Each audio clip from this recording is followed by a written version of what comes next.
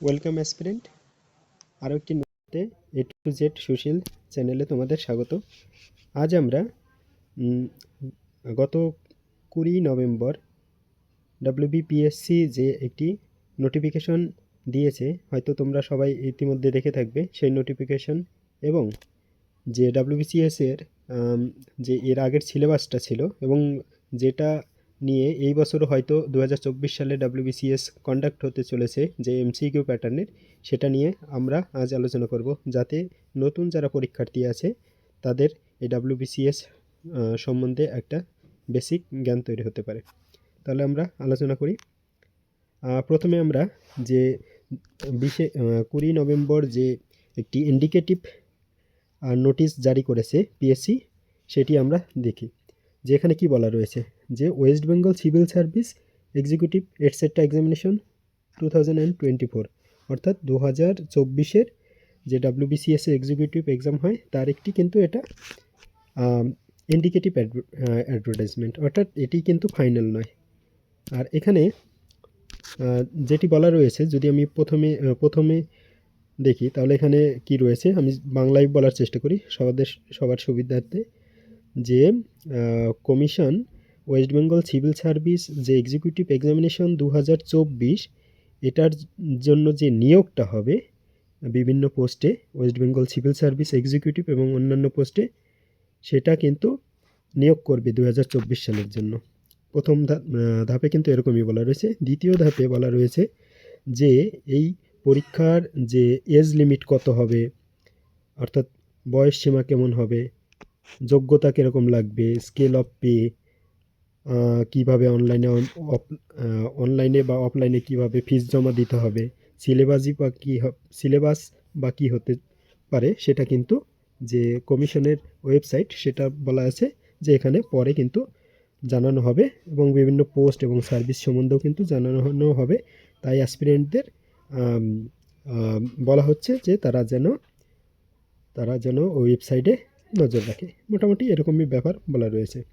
যাই হোক, এটা কিন্তু 20 নভেম্বর প্রকাশিত হয়েছে, অর্থাৎ এটা প্রকাশ করে রেখেছে এই কারণ কিছু অ্যাসপিরেন্ট রয়েছে যাদের বয়সটা হয়তো 2024 সালে শেষ হবে, তার জন্য আগে থেকে ইন্ডিকেটিভ একটা অ্যাড দিয়ে রেখেছে, যাতে কিন্তু তারাও অ্যাপ্লাই করতে পারে। কারণ এটা 2024 সাল এর নোটিফিকেশন অনুযায়ী কিন্তু হবে, কারণ 2025 সালে পড়ে গেলে নতুনে যারা পুরনো রয়েছে, যাদের বয়স হয়তো এই বছরই 2024-এই শেষ ছিল, তারা অ্যাপ্লাই করতে পারবে না। তার জন্য এরকম দেওয়া রয়েছে।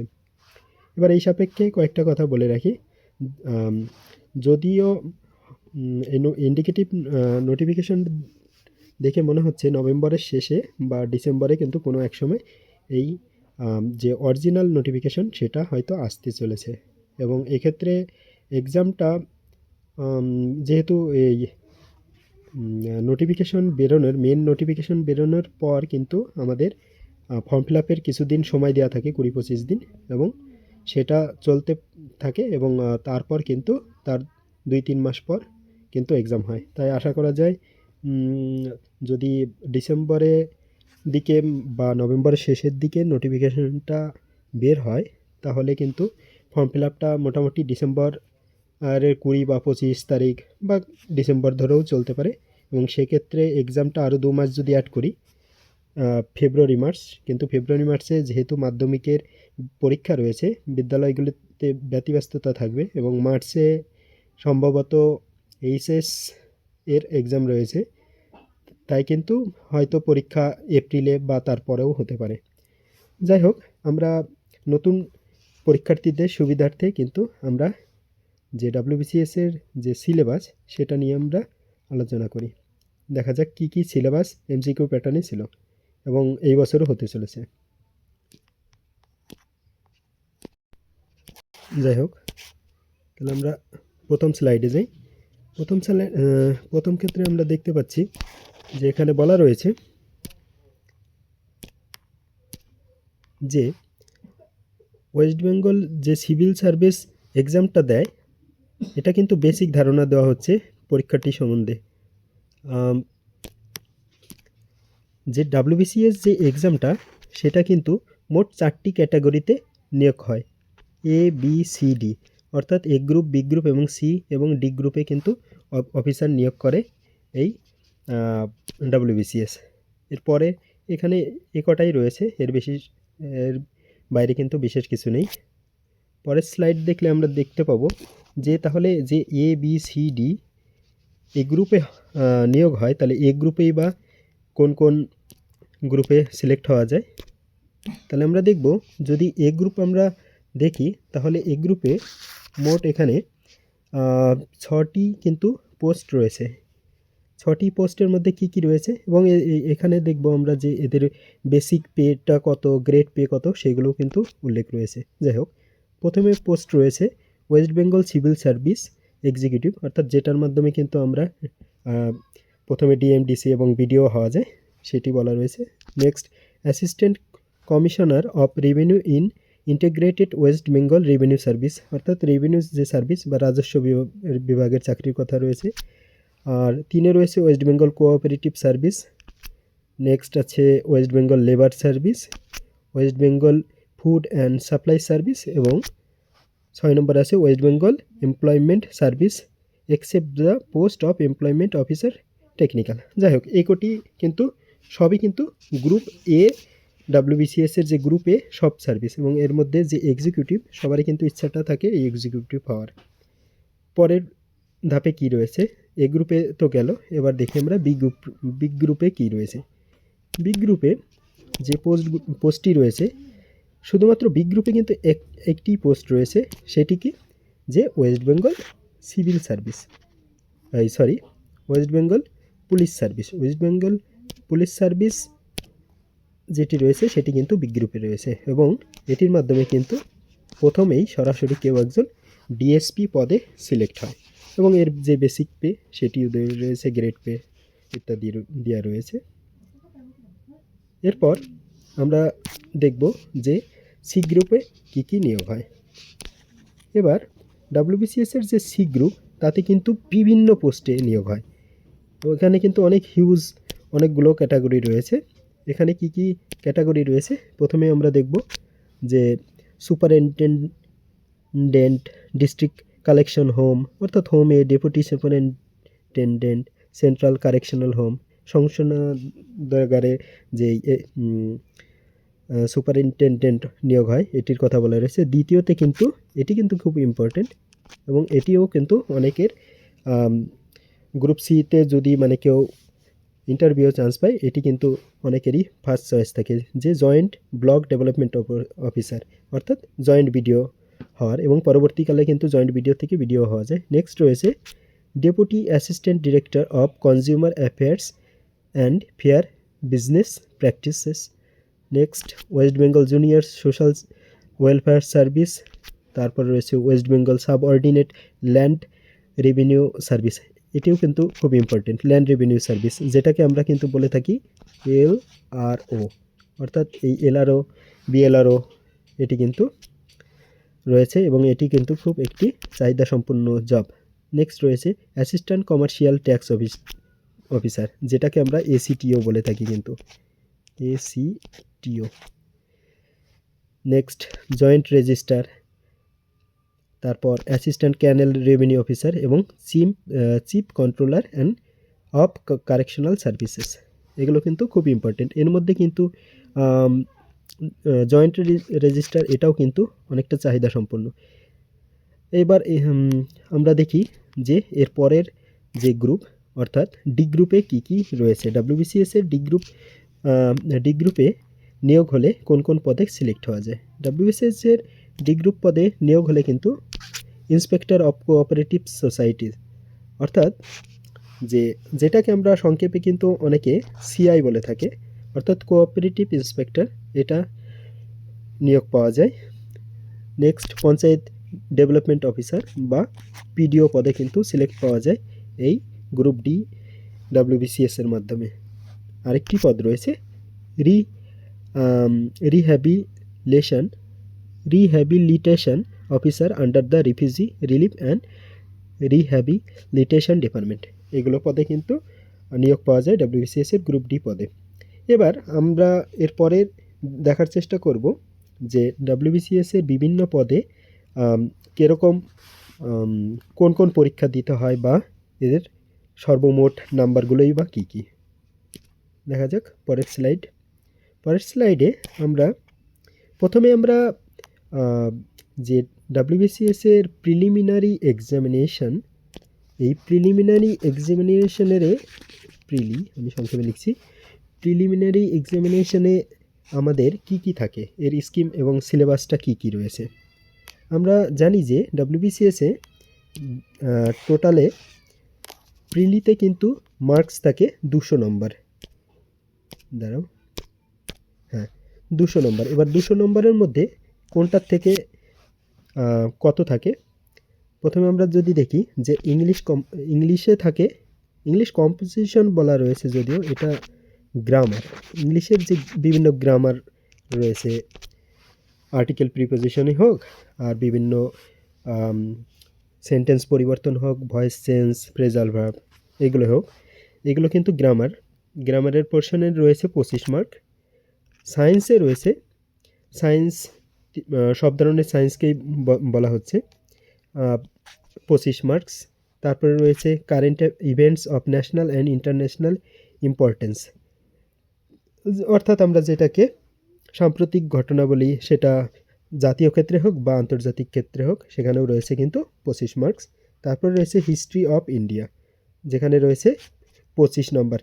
এই হিস্ট্রি অফ ইন্ডিয়া দেখবে ইতিহাসে কিন্তু দুটো পোর্শনে রয়েছে, একটা হিস্ট্রি অফ ইন্ডিয়া অর্থাৎ ভারতের ইতিহাসে রয়েছে 25, আরেকটি রয়েছে কিন্তু এটা, অর্থাৎ ইন্ডিয়ান ন্যাশনাল মুভমেন্ট, অর্থাৎ ভারতের যে জাতীয় সংগ্রাম সেটির ক্ষেত্রেও রয়েছে 25। অর্থাৎ আমরা যদি ভালো মতন দেখি তাহলে দেখতে পাবো যে ইতিহাসের ক্ষেত্রে কিন্তু বিশেষ জোর দেওয়া হয়েছে এই এমসিকিউ প্যাটার্নের যেই আমাদের সিলেবাসটা, সেখানে ইতিহাসে ভারতের ইতিহাসে আছে 25 এবং যে ভারতের যে সংগ্রাম সংক্রান্ত ইতিহাস রয়েছে, জাতীয় সংগ্রাম, সেখানে আছে 25, অর্থাৎ টোটাল 50 মার্কস কিন্তু রয়েছে আমাদের ইতিহাস থেকে।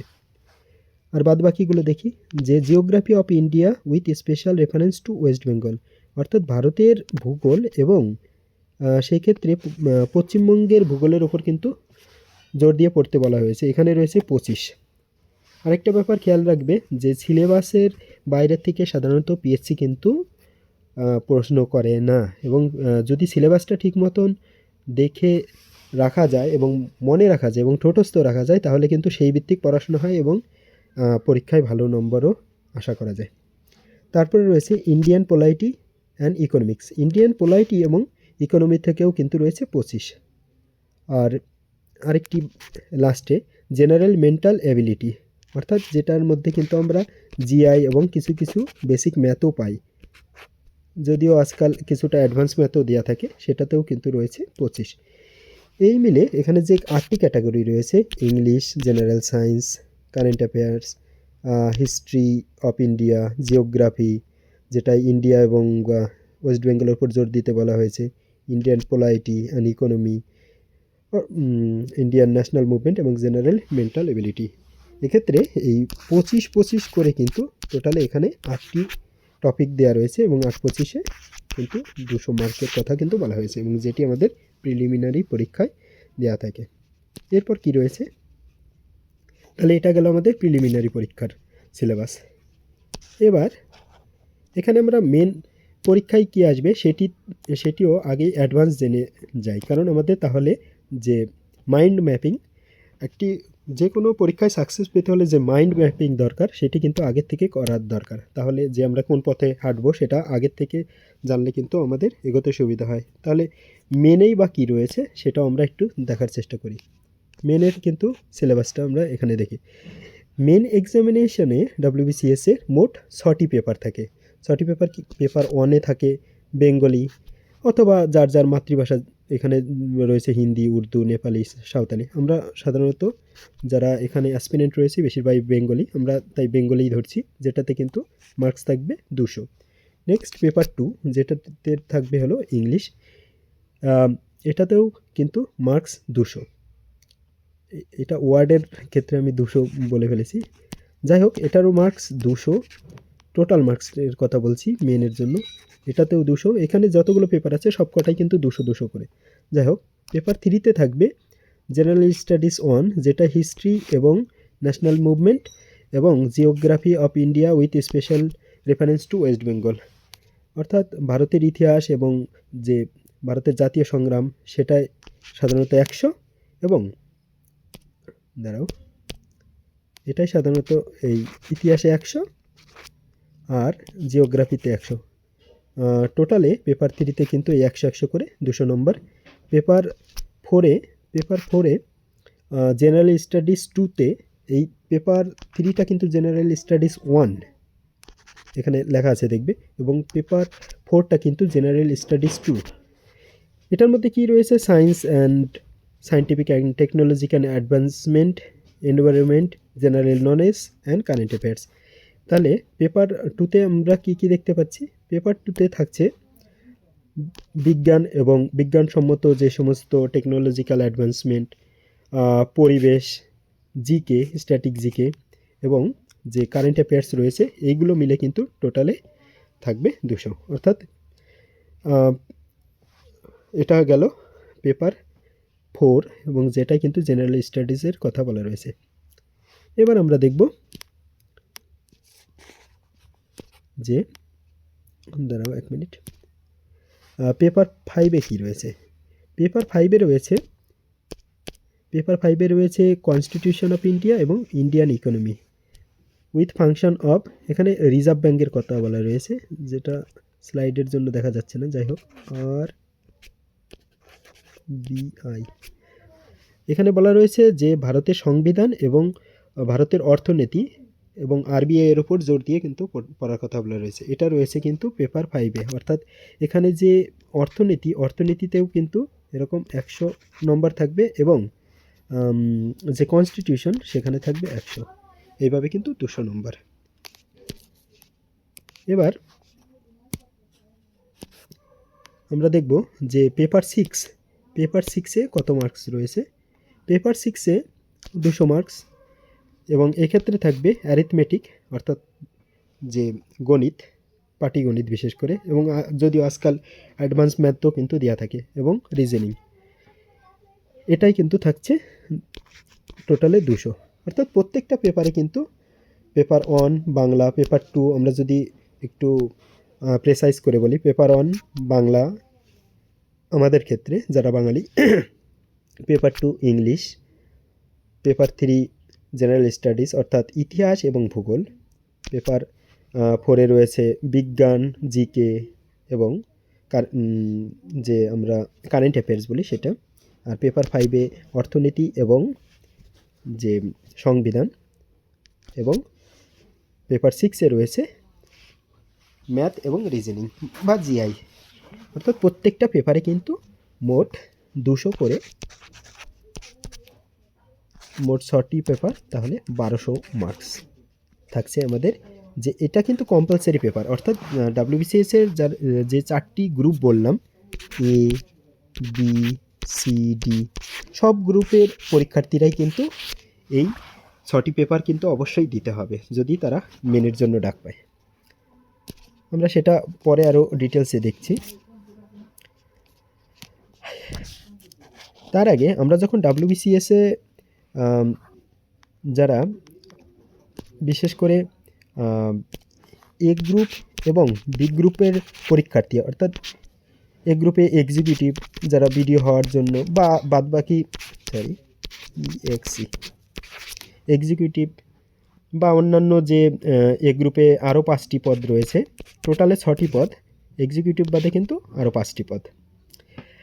এ গ্রুপে অথবা বি গ্রুপে যারা নাকি ডিএসপি পদের জন্য বা পুলিশ সার্ভিসে আসতে চাচ্ছে, তাদের কিন্তু অর্থাৎ আমি যেটা বলার সেটা হলো এ গ্রুপ এবং বি গ্রুপে যারা কিন্তু এই পরীক্ষায় বসছে, তাদের কিন্তু যে অপশনাল পরীক্ষায় বসতেই হবে, এবং অপশনালে কিন্তু ভালো মার্কস পেতে হবে, না হলে কিন্তু তারা এ বা বি গ্রুপে তাদের সিলেকশন কিন্তু হওয়ার সম্ভাবনা নেই। এবার আমরা দেখে নিই যে এখানে অপশনাল পেপারে কি কি সাবজেক্ট রয়েছে, এর মধ্যে কিন্তু যে কোনো একটি অপশনাল পরীক্ষা, একটি সাবজেক্টে তোমাদের অপশনালের জন্য প্রস্তুতি নিতে হবে। মানে অনেকগুলো রয়েছে, লিস্টটা একটু দেখে নেবে তাহলেই। এখানে কিন্তু বেঙ্গলি, ইংলিশ, ইতিহাস, ভূগোল, অ্যানথ্রোপোলজি, এখানে কিন্তু তোমরা যদি দেখো ঠিক দেখতে পাবে আরও নিচে রয়েছে। এখানে কিন্তু যে কোনো একটি অপশনাল পেপারে তোমাদের পরীক্ষা দিতে হবে, যারা এ এবং বি গ্রুপের জন্য তোমাদের ড্রিম জব বেছে নেবে তাদের ক্ষেত্রে।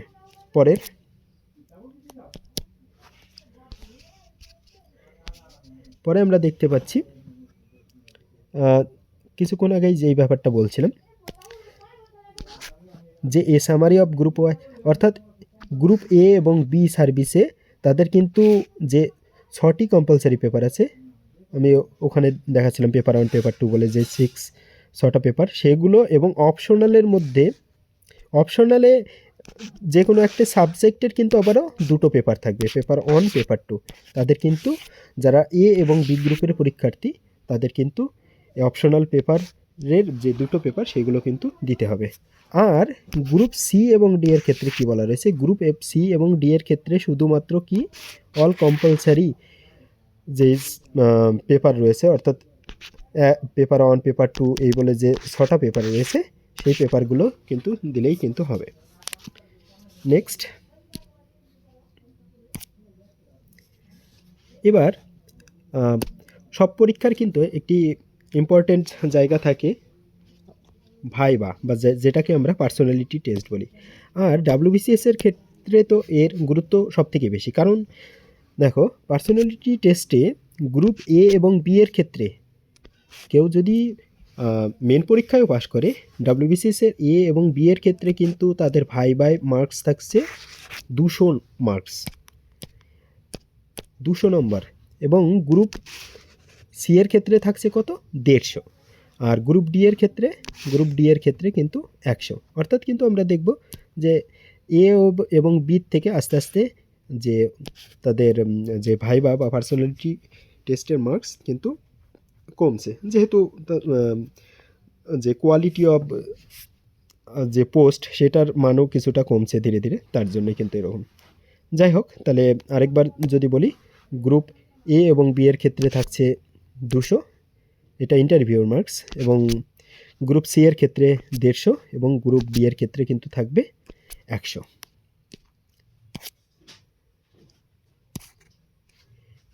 নেক্সট, এবার আমরা যদি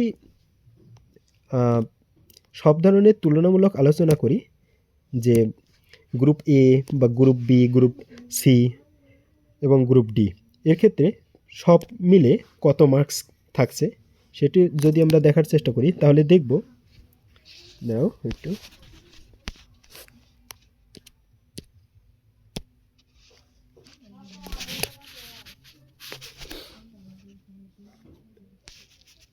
আচ্ছা, তাহলে গ্রুপ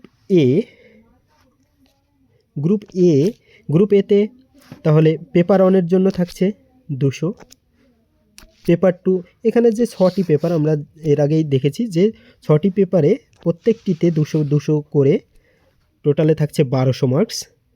আর অপশনালে কি বললাম, অপশনাল যাদের রয়েছে অর্থাৎ গ্রুপ এ এবং গ্রুপ বি, এদের অপশনাল পেপার যে কোনো একটি সাবজেক্টে আবারও 2টি পেপার থাকবে, আর প্রত্যেকটা পেপারেও কিন্তু 200 মার্কস করে। তাহলে অপশনাল পেপারে কত থাকছে, 200 করে 400। আর পার্সোনালিটি টেস্ট বা যে ইন্টারভিউ এতেও থাকছে কিন্তু 200। তাহলে সব মিলে কিন্তু হচ্ছে 1800। তাহলে আমরা যদি দেখি, তাহলে ডাব্লিউবিসিএস এর যে গ্রুপ এ এবং গ্রুপ বি দুটোর ক্ষেত্রেই কিন্তু এই প্যাটার্নটা, যে টোটালে কিন্তু 1800 মার্কসের পরীক্ষা। এবার আমরা যদি দেখি যে গ্রুপ সি এবং গ্রুপ ডি এর ক্ষেত্রেই বা এই মার্কসটা কত, তাহলে আমরা কি দেখব, যে গ্রুপ সি এর ক্ষেত্রে সেই একই কম্পালসারি যে পেপারগুলো রয়েছে, তাতে যে 6টি সাবজেক্ট রয়েছে, পেপার রয়েছে, তাতে কিন্তু 1200 মার্কস। আর এখানে দেখা যাচ্ছে না যদিও, তবু আমি একটু একবার দেখিয়ে দিই তাহলে, এবং মুখে মুখে বলে দিই। এবং গ্রুপ ডি এর ক্ষেত্রেও আরেকটি জিনিস কম্পালসারিটা একটু দেখিয়ে দিই, পরে আমি শো করছি এটা তোমাদের। হ্যাঁ, তাহলে গ্রুপ সি এর ক্ষেত্রে আমরা দেখব যে কম্পালসারি পেপারে 6টি পেপারে 1200 মার্কস, আর অপশনাল 7 নম্বর পয়েন্ট যেটা রয়েছে অপশনাল যেহেতু গ্রুপ সি এবং ডি এর নেই, তাহলে বাদ চলে যাচ্ছে। এবং গ্রুপ সি এর ক্ষেত্রে পার্সোনালিটি টেস্ট বা ভাইভাই কিন্তু 150 মার্কস, টোটালে 1350 মার্ক, অর্থাৎ 1350 মার্ক হচ্ছে গ্রুপ সি এর ক্ষেত্রে। এবং গ্রুপ ডি এর ক্ষেত্রে ইন্টারভিউ কমে 150 থেকে কমে, গ্রুপ সি এর থেকে কমে হয়েছে 100, এবং তার জন্য এখানেও 50 মার্ক কমে কিন্তু দাঁড়াচ্ছে সর্বমোট গ্রুপ ডি এর নম্বর 1300। তাহলে আমরা প্রেসাইসলি বলতে পারি গ্রুপ এর ক্ষেত্রে মার্কস 1800, গ্রুপ বি এর ক্ষেত্রে 1800, আর গ্রুপ সি এর ক্ষেত্রে 1350, এবং গ্রুপ ডি এর ক্ষেত্রে 1300। যাই হোক, এটি গেল ডাব্লিউবিসিএস এর যে নাম্বার প্যাটার্ন, সিলেবাস, তার একটি বেসিক ধারণা। আর যারা নতুন করে পরীক্ষার প্রস্তুতি নিচ্ছ, বিশেষ করে ডাব্লিউবিসিএসকে সামনে রেখে এগিয়ে চলছো, তাহলে তোমাদের বলবো এই চ্যানেলটির সঙ্গে থাকো। এবং অন্যান্য পরীক্ষার্থী যারা নিজেদের আরও আপগ্রেড করতে চাও বিভিন্ন বিষয়ে, তারা এই চ্যানেলটির সঙ্গে থাকবে এবং চ্যানেলটিকে যে ভিডিও রয়েছে লাইক কমেন্ট অবশ্যই করবে, এবং চ্যানেলটিকে অবশ্যই কিন্তু তোমরা সাবস্ক্রাইব করবে, সাবস্ক্রাইব করে সঙ্গে থাকবে। ডাব্লিউবিসিএস এর আরও বিভিন্ন ভিডিও পেতে এই চ্যানেলটির সঙ্গে থাকো।